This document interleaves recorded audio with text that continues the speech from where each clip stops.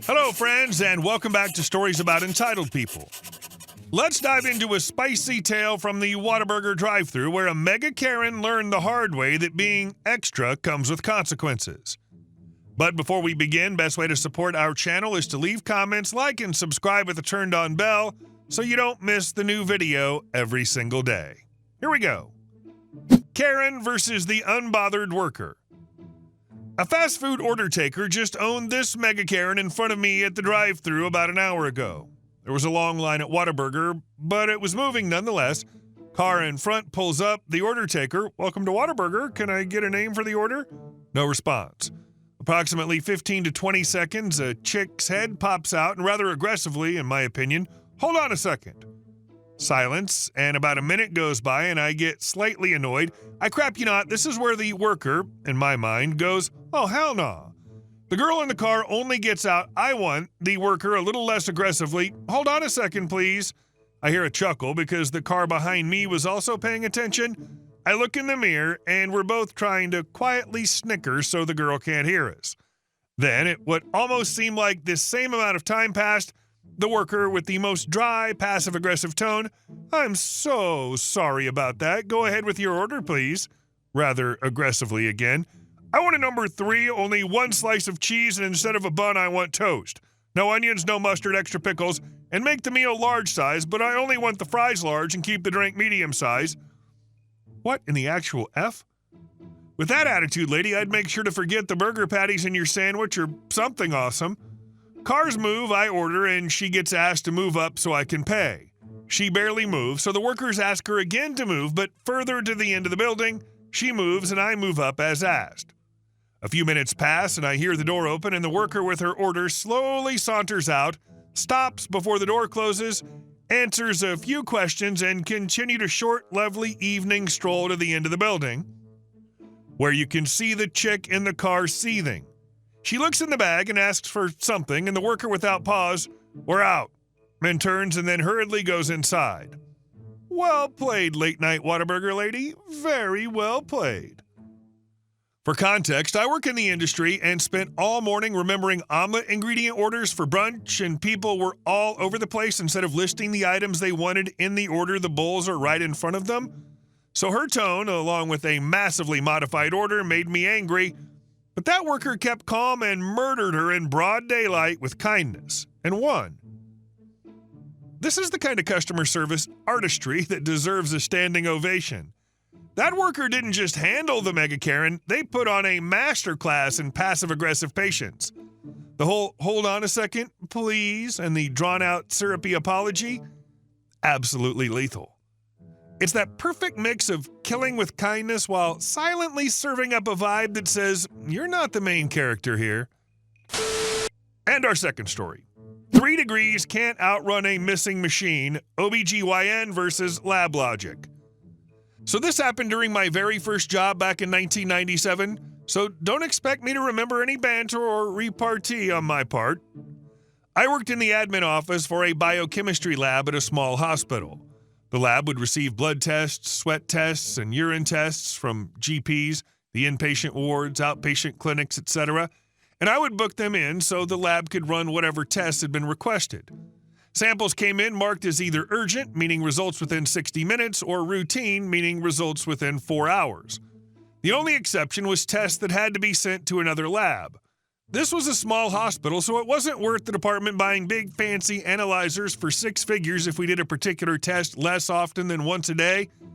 It was just cheaper to pay for another lab to run the test for us, and the results turnaround was usually the next morning. The lab had recently undergone a significant restructuring in terms of what tests the lab would do. Important for what happens. One of the analyzers had come to the end of its shelf life and was not going to be replaced. This was the machine that we primarily ran pregnancy tests on, along with a few tests that had become obsolete due to improvements in the main analyzers. The reason for not replacing it was that the hospital had lost its OBGYN outpatient service to a nearby major hospital, and although we had 2 OBGYN inpatient wards and an A&E, it wasn't enough to justify buying a new machine for the sake of what was now 2 or 3 pregnancy tests a month. So on a particular day, my phone rang, and it was one of the OBGYN registrars, like a resident in the U.S., She was complaining about how they'd sent an urgent pregnancy test on a patient and there was still no result 2 hours later. I apologized and advised her that we no longer do the test on site and the sample had been sent to other hospital for them to perform the test. She said I was wrong and that we did do the test. She had sent down 3 pregnancy tests recently and gotten the results back within an hour or so. I explained that yes, we used to run the tests on site, but that it stopped at the end of the day the previous Friday when the analyzer was taken away, presumably for disposal. She again said I was wrong. She said she was the doctor, casually mentioned her 3 degrees, and that she knew full well that we performed the test. I acknowledged that she was a doctor, who could have used a bedside manner to go with her 3 degrees, but that didn't mean she knew how my service worked. I worked in my service and asked her which of us was better placed to be aware of what was happening within my service. She then demanded to speak to my manager, which for my department was the senior registrar of the lab. Why no admin manager? I have no idea. She said she was going to tell my manager to run the test there and then and give her the result. A few hours later, I saw my manager and I asked her if she had run the pregnancy test and informed the OBGYN registrar of the result like she had been told to. I got a playful clip round the ear for my sass. The OBGYN registrar got a talking to by her consultant. I would have told her to come to the lab and point out which machine you were supposed to use for the test, then point out where the old machine previously sat. Or should have taken a photo of the expiration date on the tester just before it was removed. And our last story. Karen blocks a construction site. I'm a compliance officer specializing in construction sites. My job might seem mundane to an outsider. It often looks like I just sit there watching diggers and load trucks, but there's a lot more to it. I ensure everything on site follows regulations and that the logistics run smoothly. Importantly, I work for the site owner, not the construction company, so my responsibilities don't involve helping the workers or assisting anyone unrelated to my job. One summer afternoon, I was stationed at a construction site near a bustling downtown area. The company had set up a temporary no parking zone along the street to store equipment and materials. They even placed a movable fence around the area to keep things secure. As usual, I found a shady spot on the dusty site and prepared for a long, hot day. It was all going smoothly until I heard someone shouting. At first, I ignored it. I wasn't about to leave my shade to deal with someone yelling in the street, but the shouting continued louder and more aggressive. "Hey, you in the vest! Come here now!" a woman's voice rang out. I turned and saw her, dressed to the nines in a sleek business suit and high heels, standing next to a shiny Porsche that was partially boxed in by the construction fence. Intrigued, I decided to check it out. I took my sweet time walking over, dust and sweat clinging to my high-visibility vest and hard hat. By the time I got there, she was livid. "Karen, finally! That took you forever! What kind of lazy worker are you? Move this damn fence so I can get my car out! Why would you even block me in like this?" I glanced at her car, then back at her, keeping my expression neutral. The truth was, it wouldn't have been hard to move the fence, but her attitude was already grating on me. Me: "Sorry, I can't help you." Karen: "What? Why not? That's your job, isn't it?" Me: "Nope, I don't work here." Her eyes widened as she took in my dusty gear and the large logo on my vest. For a moment, she seemed confused, but then her face twisted into a mask of rage. Karen: "Don't lie to me. You're standing on the site in that ridiculous outfit and you're telling me you don't work here? Move the fence or I swear I'll have your job." I crossed my arms and didn't say a word. Her tirade escalated quickly. Karen: "You know what? I'm calling the police. Blocking my car like this is illegal. You'll regret this. You have no idea who you're messing with. My husband is a lawyer, and I know the mayor." Her voice hit a pitch so high it could shatter glass.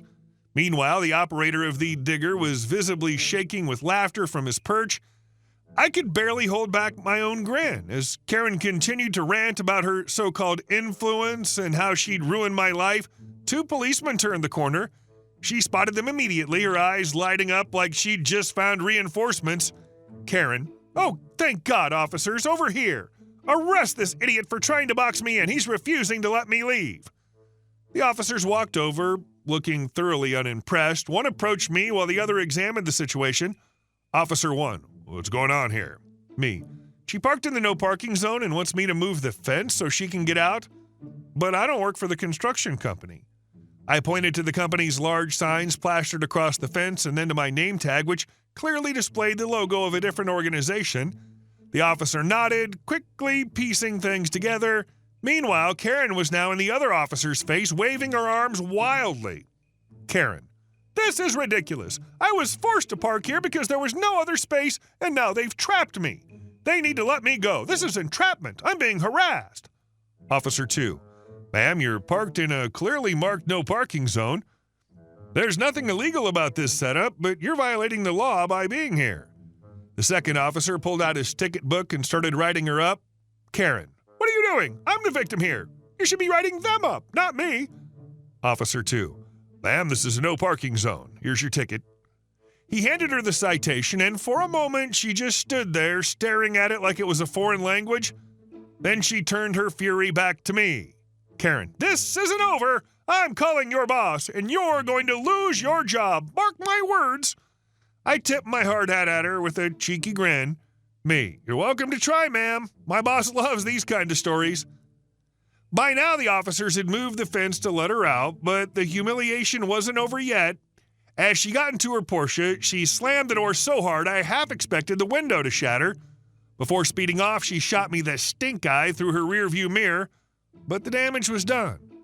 The officers gave me a thumbs up as they walked away, and I went back to my shady spot where the digger operator was still laughing. Digger operator: "That was worth every second. You couldn't have planned it better." We spent the rest of the day recounting the story, both of us knowing it would become a classic tale to share. And the best part, Karen's ticket probably cost more than my entire week's paycheck. Honestly, I know cops have a bad rep, but when cops handle Karens, it's the most satisfying feeling. They're the only people that can't bend to the wild Karens and always leaves them fuming. It's fantastic. Guys, have you ever witnessed or been part of a Karen takedown like this? Let's hear your best stories. It's always a great time watching entitlement backfire. Hey guys, thank you all for watching the video. I'll see you in the next one.